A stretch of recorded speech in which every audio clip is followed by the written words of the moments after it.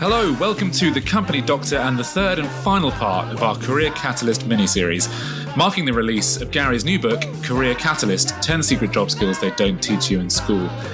We're ending the series with an absolute classic from the archives, Networking Genius, in which Gary takes me through the techniques needed to make your networks collide and the benefits of staying curious. There aren't many industries or careers that aren't powered by successful networking, and by adding this skill to your arsenal, you'll find yourself well on the way to becoming a career catalyst. Gary and George from Podcasts Past, it's over to you. We're talking networking today, and it's something that we have covered before, but this time we're doing advanced networking, and we're talking about how to be the Einstein of networking. So I guess to start off, I'll ask you, what is networking really, sort of distilled? Is it still important in this day and age when we can sort of call up people and send unsolicited emails and, you know, we're all sort of digitally connected? Do we still need to go through the same practices that maybe have helped you in the past in terms of networking? Yeah, I think there's never been a better time to talk about it. So our very first episode was the most popular episode, and we always said that we'd do an advanced version. So here we are. Yeah. Interesting enough, if you look up the sort of standard text about what the hell is networking, it's something bland like the act of interacting with others to exchange information and develop professional social contacts, blah, blah, blah, blah. Yeah. But actually, I've been thinking about this. I'd like to think about it as an infinite loop, because I think that does a disjustice to the topic of networking. I do think it's massively important. Mm-hmm. And actually, if you think about it, we've been stuck indoors. We've lost the human connection. We've had it taken away, if you like, over the last couple of years. And I think now it's time to reconnect and indulge in what we lost, don't you? Yeah, I do. And I imagine people are probably quite nervous about it. As you say, having not been able to do it for so long, it hasn't become, it's stopped being second nature, which for so long it was. Now we're sort of more reliant on what we're doing, which is just chatting digitally. And you're right, I think now's the time to get out and double our efforts when it comes to networking. Double. Yeah, I mean, it is one of those things that probably scares people. Some people that are listening were scared before COVID about the word networking, because I think it conjures up all these things. So here's my view is infinite loop. Do you know what infinite loop is? I guess it's just a loop that just goes on forever. It's infinite. Yeah. Yeah. There's no getting past you today. I'm the network. I'm the genius. You are the genius. Forget me. But yeah, but an infinite loop is in like a figure of 8. For those of you that are not aware of it, so it is continuous. But think of an 8 on its side. Yeah, and think of it as a rail track. Actually, a rail track. So our job is to kind of go around this rail track all the time, and find different chess moves and different ways to nudge our little train. Yeah. But we're driving. We need to be driving the train across the rail track. Okay. Is that the worst description of networking you've ever heard? There's a lot of different moving parts to that. There's moving parts and chess steam moves, trains, figure of 8s. But yes, I actually know that symbol, the infinite loop. Right. It's got a name, like it sounds a bit like Aurora Borealis, but it's not. It's something else. But anyway, I am familiar with that. No, I like that. I like the engine. I like the steam engine. Well, all of this, I'm going to fill all the detail, all the colour into this throughout this episode, hopefully. And by the end of it, you'll know what's inside my infinite loop. Okay. Networking is the ultimate infinite loop. That's so much more exciting, isn't it, than that bland description? Because it shouldn't be boring, networking, should it? It should be an exciting thing. Yeah, and it's not a thing. Well, that's the thing. It's not a thing. Because, when you read the description again, the act of interacting with others to exchange blah, blah. Really? Yeah. I mean, it's not good, is it?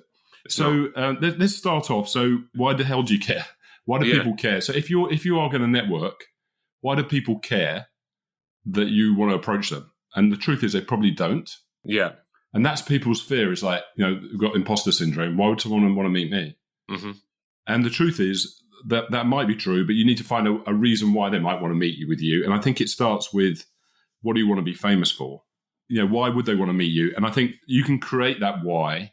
We talked about personal brand before, but by standing for something, be famous for something, if you think about whatever job you do, whatever you do in life, you've got something interesting about you. Yeah. And it's trying to leverage that. Is it as simple as having a strong opinion on something and sort of so you become known as the person who thinks this sort of slightly controversial way about something in particular? Yeah, I think it's a great place to start. I mean, I would say that you want to have a polarized opinion. Right. So even if you don't have a polarized opinion, you want to kind of create one. Mm-hmm. We talked about being a disruptor before. Yeah. You need to be a disruptor. And having a polarized opinion means that it gets people talking and thinking and wondering, okay, well, what does that mean? Yeah, but how do you get a polarized opinion? Well, I think you've got to get out there a little bit. So you've got to be maybe writing the odd blog or making posts or talking to people about a topic that's interesting to you at the moment and just get practiced on it. You've got to be famous for something. So that's the first thing I would say. Yeah. And then the other thing is I've got a bit of a pet hate at the moment. I'm probably going to upset a lot of people that are listening to this. But I've noticed on LinkedIn there's a fashionable thing about people with this ring around their neck and it says open to network. Really? Yeah, when I see that, the ring around your neck, it looks like one of those life buoys to me. Yeah. Like it actually says I'm drowning, I'm in trouble here. I'm desperate. Yeah, I'm a bit desperate and I'm drowning. So if you've got a ring around your neck, and I'm sorry, I don't want to be disrespectful, but take it off. It's the opposite. Take it off. Networking is the opposite of that. It's not about, yes, hello, I'm open to network. Actually, it's the other way around. It's actually think of it as there's a big green button in front of you and it says go on the button. Mm-hmm. And your job is to press the button, the big green button. And you're open to network. Yes, you're open to network, but you're driving the train. You're driving the network because you've got to take the initiative. Otherwise, and what's going to happen? Someone's not going to come knock on your door and go, hey, George, I noticed you were open to network. And I thought as I was passing, I'd come in and say hi. You're setting yourself up for a fall, aren't you? Because you'll put that ring around your neck and say you're open to networking. No one will get in contact with you and you'll start feeling depressed and think, what's wrong with me? No one speaks to me.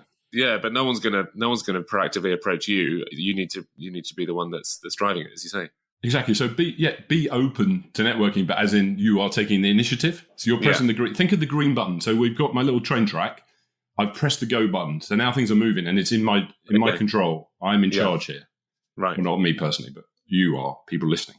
Mm-hmm. You're in charge of it. And we talk a lot about make it part of your DNA, and I think I've overused that saying.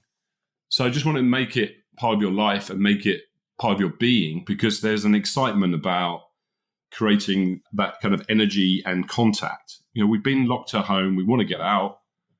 But more importantly, we're designed to communicate with people and bounce off each other and create an energy around it. Don't you think? I do. And I think sort of being open to networking should be a given, right? Everyone is and should be. I don't think you don't need to have a sign saying that you are, because as you say, it's part of all of our natures to communicate and network to some extent. So with you, for example, I know that you are a natural at that sort of thing, and that's where you thrive. So it would be bizarre if you had a thing saying, I'm open to networking, because, it's just, everyone knows it. But that's an interesting one, though, George, because you say I'm a natural. I'm actually not a natural. I've pushed myself to do it. And I think, we've spoken on other episodes about creating a habit. And if you do, the last episode, we talked about the 23-day challenge. The purpose of that was if you do something for 23 days consecutively, it becomes a habit. Yeah. And I think as part of this, getting your head in the right space for the people that are listening, I think if you can, although it's uncomfortable, we have to push ourselves, particularly if you're an introvert. We're not saying you're going out there with your jazz hands. You're just being a normal person, like we're having an adult-to-adult conversation. Yeah. And just be normal person. When we're in a social interaction, most people are normal when they have a conversation about whatever, football or work or relationships. It's a normal thing. But then in the work environment, it doesn't seem to happen in the same way. I don't understand why. It's odd, isn't it? As soon as you see someone who you consider to be important or senior and who you want to talk to, you suddenly, I know that in the past I've suddenly turned into a completely different person, which is not the aim, is it? You don't want to put on a pretense necessarily. Definitely not. You don't have to put your pants over your trousers and go, hey, networking man, woman. So anyway, I think the starting point is the best way to land, if you are going to network and you're putting yourself through the pain of it when I tell you how, you're be in a better place if you're interesting enough that someone wants to meet you. Yeah. And the way to become interesting enough is to steep yourself in things that are interesting to you and be willing to share them. It doesn't necessarily mean you have to be blogging like crazy, but just get steeped into something that's interesting to you that you can share with people that will be relevant to them. So I think that will make you a better companion if you're networking with me, and it'll make you slightly more interesting. I think the second thing is I want people to think about becoming a networking magnet. Okay. Yeah? Yeah, because that when you put the other side of the magnet with the wrong side of the magnet, it repels. Yeah. That's when you've got your life buoy around your neck. Right, okay. There's two types of networking. Yeah. actually, or two types of chances to connect. The first one I would call intentional networking, where I'm going to build a plan, I'm going to get out there and get together with people. We're going to talk quite a lot about that today. And the second one is more spontaneous networking, which is you are open to network, but it means you are taking the initiative. So when you're sitting next to someone on a train or you're in a meeting somewhere, you're not just looking at your shoes, you're kind of doing the uncomfortable thing and pushing yourself forward or just saying hi at least. Yeah, and I know that you've made some connections doing that, and I know people from work who have that same sort of energy, and they'll just chat to someone at a bar or in a cafe, and they'll end up doing some sort of work together in the future. And it is amazing how it happens once you start pursuing that. Definitely is. And so I'm going to give people the raw material to becoming a magnet. There's a word that I'm going to use that will, be devastating to people. No, it won't be devastating. The word is curiosity. Okay. Curiosity is the key skill for networking. It didn't kill the cat. It definitely didn't kill the cat. It could have killed the cat, and cats are kind of on the news right now, so we want to go there. But curiosity is about asking questions and taking a genuine interest. When kids are younger, when they get to the age of 4 or 5, they start asking why. Yeah. I remember talking to someone's kid when they were young, and they said, "Why is a dog not a cat?" Oh, what? What do you mean? Ask your mother. Yeah. It's like, don't ask me ridiculous questions. And then so because we do that as parents, we kind of go, what? People start asking why. But the key skill of being a networking genius is to be good at asking questions that show a genuine interest in the other person. The mistake people make is networking is not about you. It's about them. Yeah. It's normally the wrong way around. So people are thinking, what can I get? And will I get a meeting? Will I get a business deal out of this? Forget it. Yeah, hopefully you will.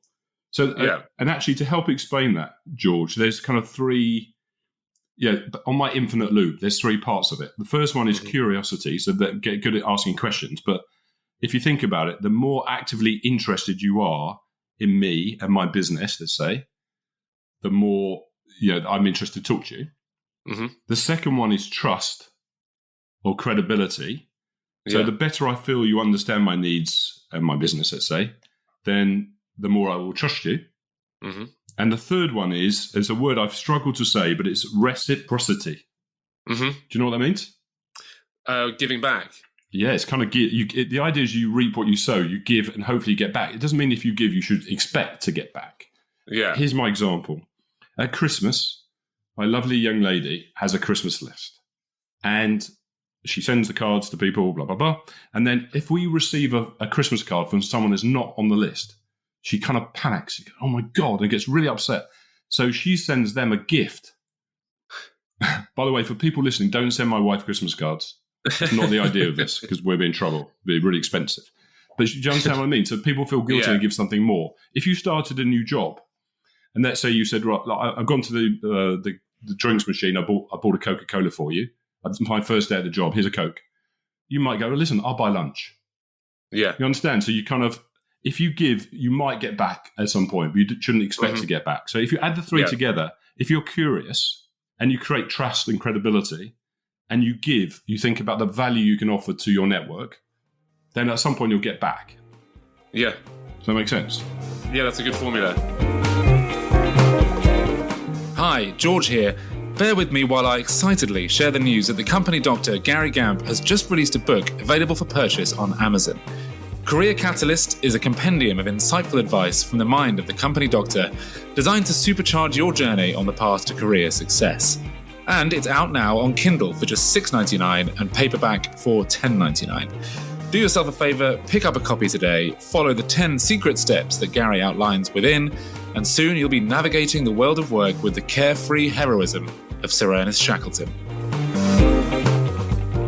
And I just wanted to ask about the curiosity aspect of things, because it's something which I don't struggle with, but it's something which, I try to be good at.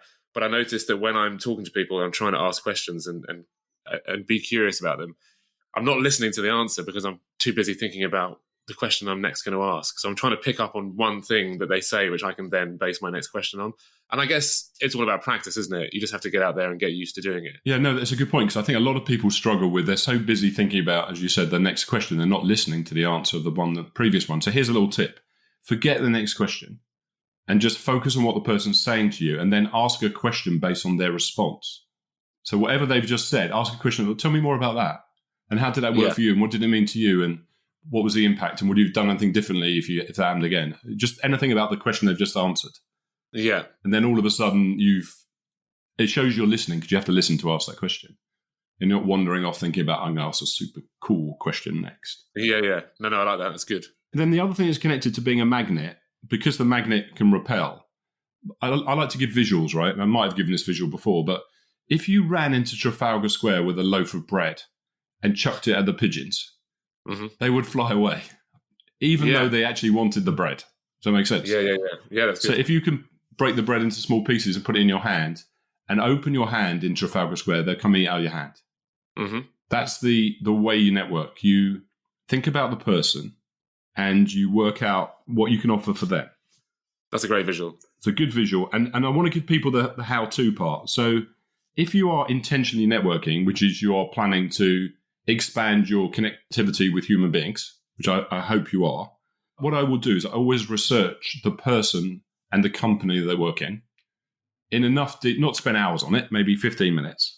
Just so I'm looking for some smoking guns, things that I go, okay, interesting. I wonder if I can find out a bit more about that, just to show I'm genuinely interested in them, what they're up to. And I've got some nous about me, because if you're curious, it makes you look smart.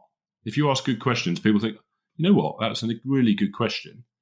And if you can make other people think, then you've connected. You've created a little kind of a little explosion where they've gone, you know what, that's a really good question. And then that makes you look smart. But you can only do that by doing some research on the person and the company. And whenever I meet anyone, I do that. If I'm, not on a social, if we come for a beer, I'm not going to do it. Hey, George, I noticed. No, I won't do that. But in a kind of a business context, if I'm networking, I will always, and my family are the same. If we're going for an interview or there's anything going on in our work life, we'll always research the person or the people that are going to be there as much as we can and think about the company they're working in. Then we can have a better conversation. Yeah. Because we're looking to join the dots. Do you remember being a kid? No, I do. It's a long time for me. But when kids are younger, they do something called join the dot. Yeah. And you put the dots together and go, that's a cat. It's a dog. It's amazing. Didn't know that. Didn't see that coming. Your job in networking is to join the dots. So when you're talking to someone, you can go, well, you said that. And did you mean this? And yeah, it was amazing. Yeah, and I've seen other people. And if you can join together your conversations with someone else, then all of a sudden, you're adding a lot of value to them. So is that you're sort of helping other people network by your own networking? Definitely. And you're getting them to think, so you're adding value to them. And then the most important thing is to be able to do something with it. So if you just go around chatting to people and not following through, think of it as chess moves. What can I do next? Now, if you're trying to get business or a job or something, don't ask for one, but just stay lightly in touch with someone. Maybe send them an article that was relevant to the conversation. Maybe send them a book or connect them to someone in your network, not because you want something out of it, because it's what's in it for them, not what it's in it for you. Yeah.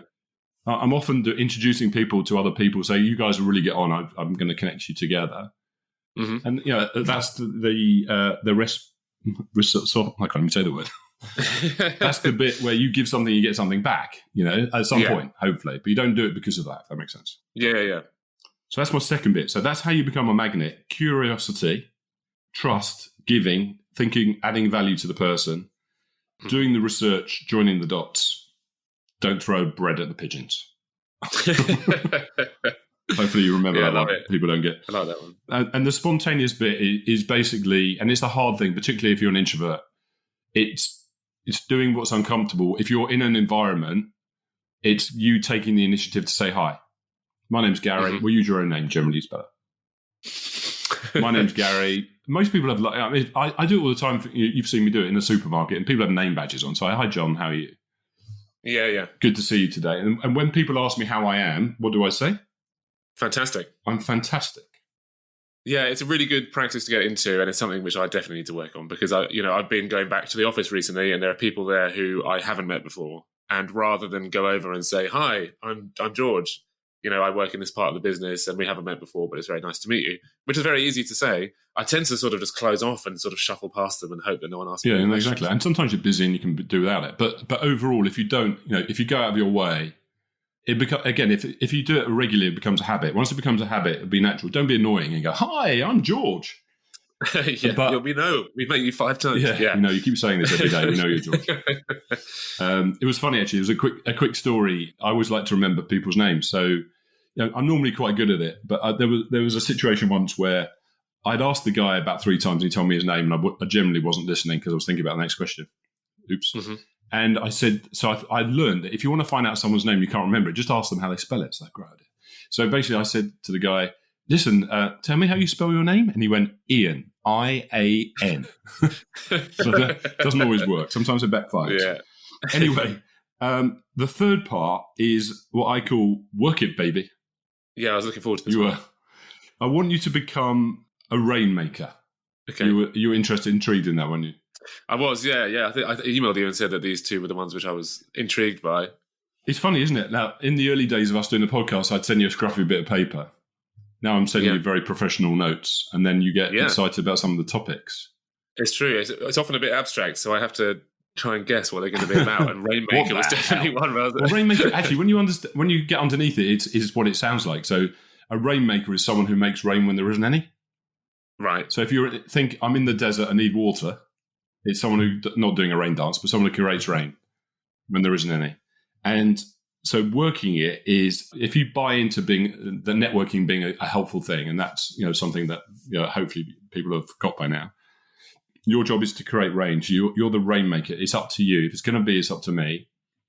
And I'm going to create rain. And I create rain because I've got my infinite loop in my mind.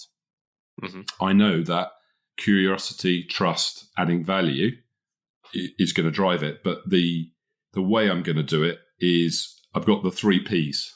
Okay. Oh, yeah. You're looking confused by that. What are they? Good question. The first one is purpose. You've got to have a purpose, because purpose gives you confidence and energy.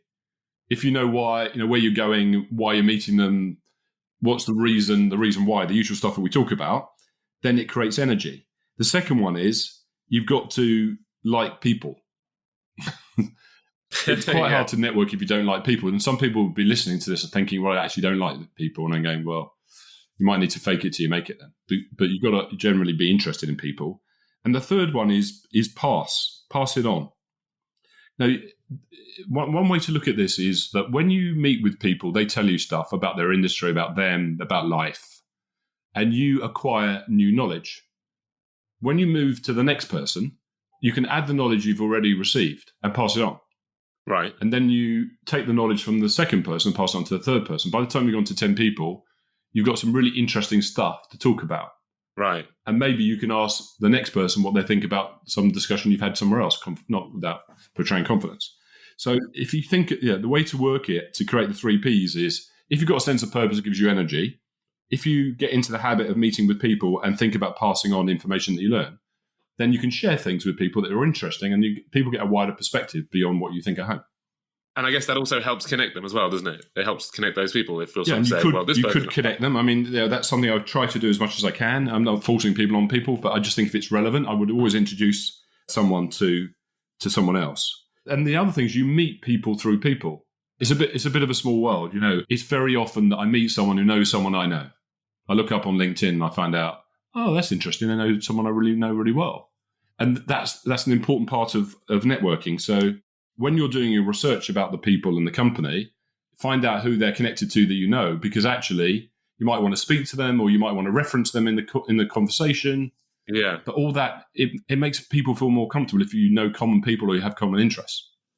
It makes them a bit of a warm contact, doesn't it? I think to use a phrase that we've used before. Absolutely. Warm, yeah. If you're networking, warm contact is the best way. We're not cold calling people. There needs to be a connection to that person. And if you've got some reference to someone that you know, then you've got, there's a warm contact. You can really leverage your own reputation through someone else. Yeah. It's often the most powerful one I've found. Just having someone in common that you can both talk about or whatever. Yeah, no, it happens to me all the time. I mean, because I'm old, I seem to know a lot of people. And I met with someone the other day, and before I went to see them, I noticed they knew someone that I used to work with, 15 years ago. Mm-hmm. And I said to them, you know John so-and-so, don't you? And he went, yeah, it's a really good friend of mine. How do you know him? So he used to work for me years ago. Yeah. And just after that, we were like best buddies.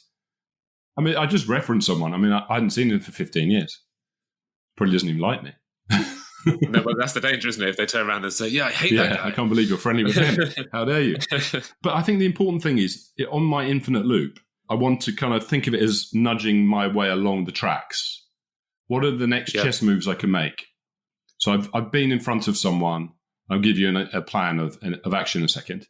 And what can I do as a result of that conversation? Can I introduce them to someone? Can I stay loosely in touch with them? So I do nothing. I mean, decide what to do over time. Don't drive them mad and don't be annoying. But what's the next chess move I can make to keep that moving around the track? Think of it that way. And how can I nudge it forward, but not without being an annoying person? So I've got a bit of a game plan. Great. Yeah. We've used this before internally, but I want to use the similar idea externally. So we've talked about the unintentional networking, but and the spontaneous networking, but the intentional networking, I highly recommend people think of meeting at least, and this is a small number, 10 people a month, intentionally. It doesn't sound like a small number. It sounds like especially if you're not used to it. It sounds like quite a big number if you're sort of just getting started in the world of networking. Well, then let's say 5 to 10. And let's say 6 to 10 because 5's an odd number. I'd like to do 6 to 10. So 2 a week. Let's say. Yeah. Anyway, never good at maths. Who cares, right? Whatever number is comfortable for you. And I'd like you to take a piece of paper, draw a circle in the middle, and put you in the middle. And then I'd like you to draw the number of circles that you feel comfortable talking to. So if it's 6 or 5 or 4, I'd like you to draw a number of circles. This is for people listening, because George is clearly not doing it. And then I actually don't have a pencil. I usually have a pad. We don't have pads anymore. This is the 21st century, mate. We have iPads, with digital pens. So for people listening, draw a circle in the middle of the paper. Do the number of circles around that circle connected to the middle of people that you're willing to speak to in the next 30 days. I'd like to build a 30-day plan. Start small so that you're going to do it. Say 6. And look through your contacts on LinkedIn or think about people you know that you're comfortable to talk to and put their names in those circles. And then I'd like you to rate the relationship between 0 and 10. 0 is you don't know each other very well or you don't like each other, so you probably take them off. It's probably anyone who's a 3 upwards. So a 3 is someone that you know quite well, but you don't have a great relationship because you haven't had a chance to build one. 5 is a good, stable relationship, and an 8 to 10 is a very solid relationship. So, maybe go 5 up in that. And out of those 6 people, I'd like you to arrange to get them in the diary over the next 30 days. And here's my advice. I know that we're coming out of COVID, and when I say meet someone, I think you should meet them physically. Yeah. You could do it online, and there is a whole discussion about online networking. But for the purpose of this, because it's networking genius advanced, I want you to be face-to-face. And my recommendation is do not meet them in the office if they are in the office. Why not? Because basically people are not normal in the office. I don't know why. They become very formal. Hello, Mr. Gamp. Very nice to see you. And then if I go to the coffee bar over the road, they kind of become normal person. When we leave the building, I see them relaxing. Hello, normal person. And then when we come back in the building, hello, Mr. Gamp. Hello. Hello, Gary. When we go out of the building, hello, Gary.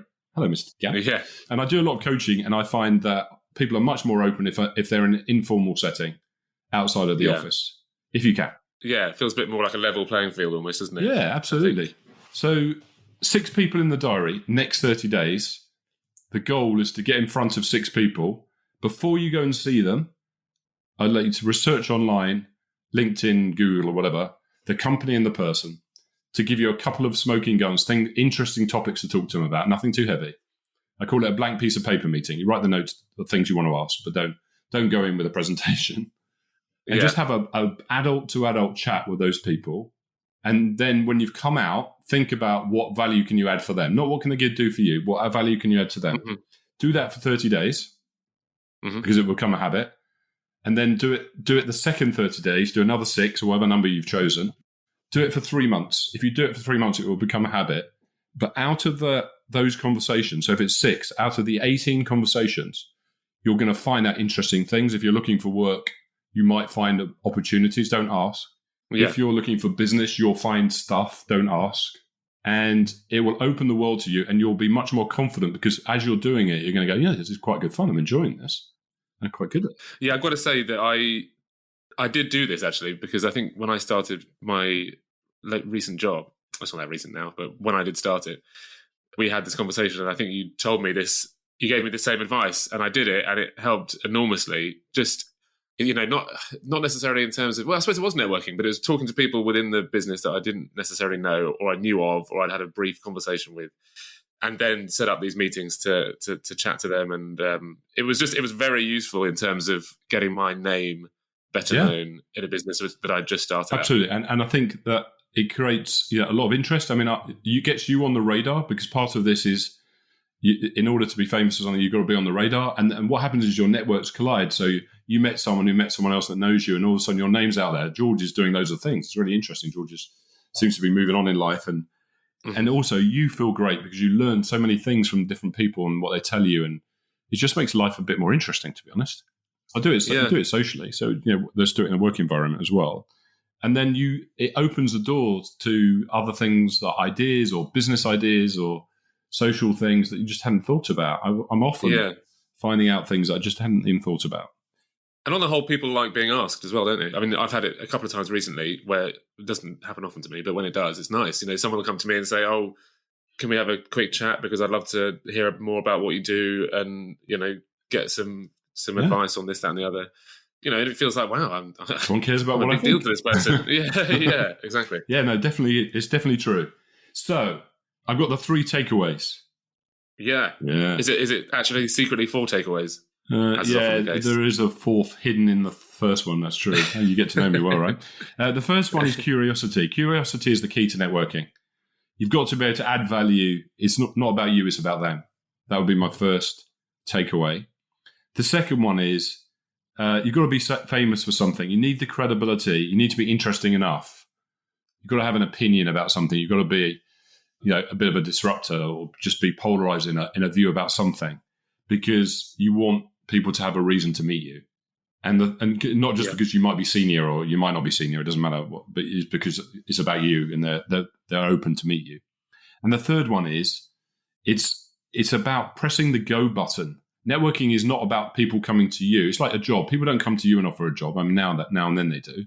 You have to be proactive. So think about that infinite loop, the train track, press the go button, make those chess moves, get the train going round and keep it going round, because it's about the consistency that makes the biggest difference. The more consistent, the more often you do it, the more things spin off the end of it. And that would be my advice, Mr. George, in a nutshell. Don't throw bread at the pigeons. Don't throw bread at the pigeons. That's key. Exactly. Thanks very much, Gary. That's terrific. I feel more like a networking genius. You are already. A networking genius, George. And thanks very much for listening, and we'll see you all next time. See you soon.